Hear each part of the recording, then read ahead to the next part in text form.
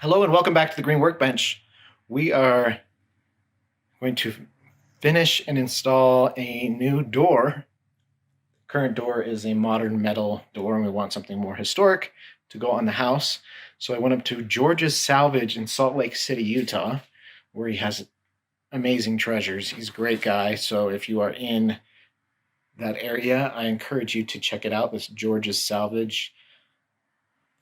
Anyway, they had this oak door. You can see it wasn't really taken care of. Wasn't refinished when it needed to be, so it has some cracks in the oak veneer here. I started sanding just to get an idea of what it's going to look like. It's going to be beautiful. So that is going to be our project. He also had a handle that I was able to find, and I'll show that to you as well. All right, so this is the handle that we will put on the outside and the knob on the inside, and then it also has a hole for a deadbolt to actually lock it. But that is going to be very cool. All right. I've sanded the whole front of the door down with 80 grit sandpaper. You see these cracks in here. I'm going to have to go in and fill every single one of these before I finish it. I've tried to think of other ways to do it that would be quicker, like doing an entire epoxy finish over the top of it, but see, it's even popping up here.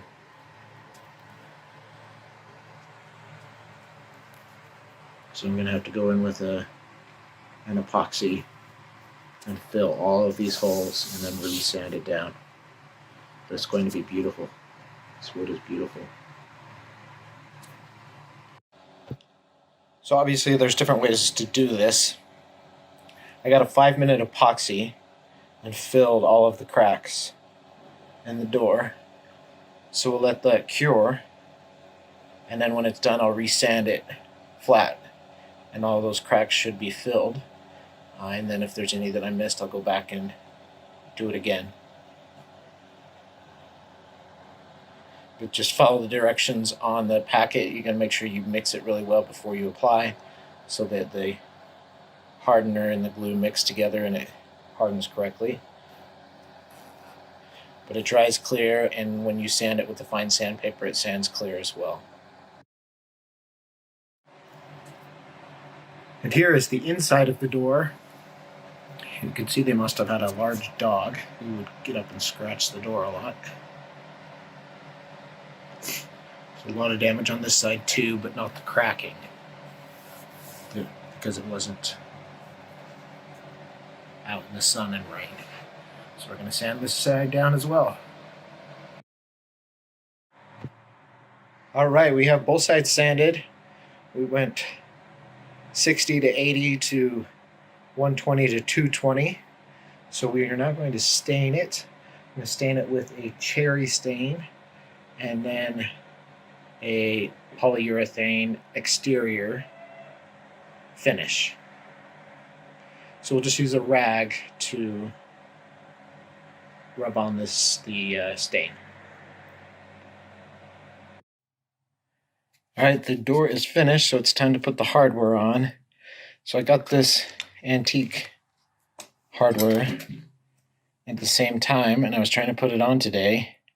Came off of a different door at the salvage, and I couldn't get it to work properly.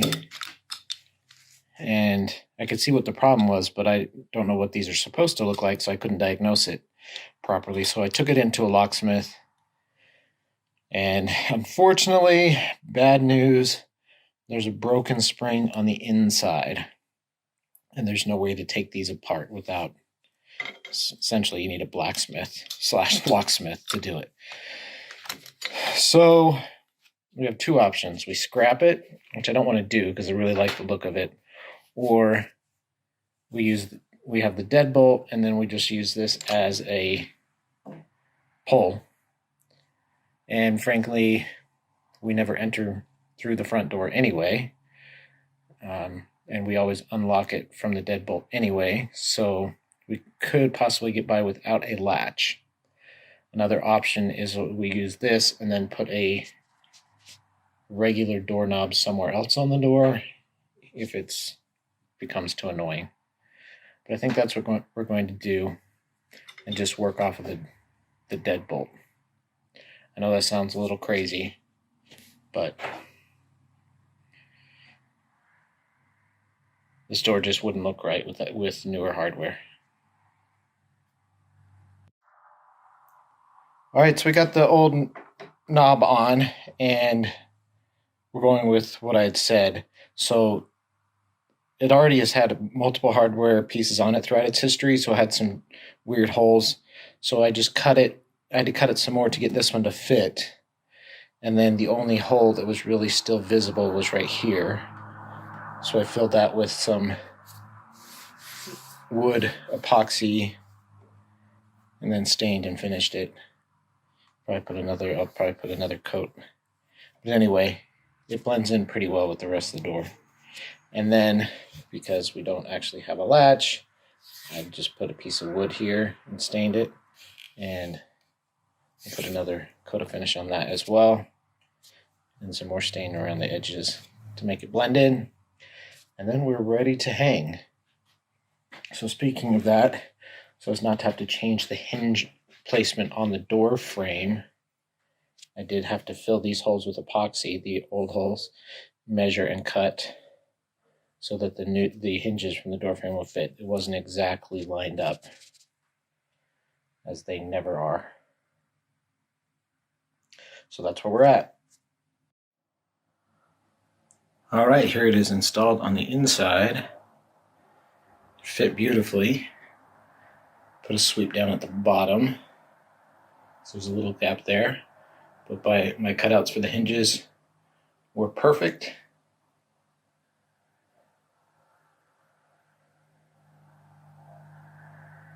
And it looks great. So I'll show you the outside.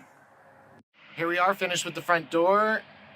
On the outside, remember this is the oak side. All our holes are filled.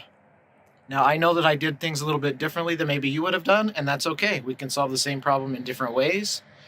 Bottom line is it looks great. It is an old door that has been preserved and will live to see another 50 years or so.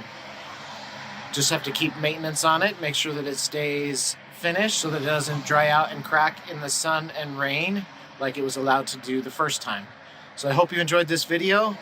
Please let me know in the comments, subscribe, and hit the notification bell, and I'll see you next time on The Green Workbench.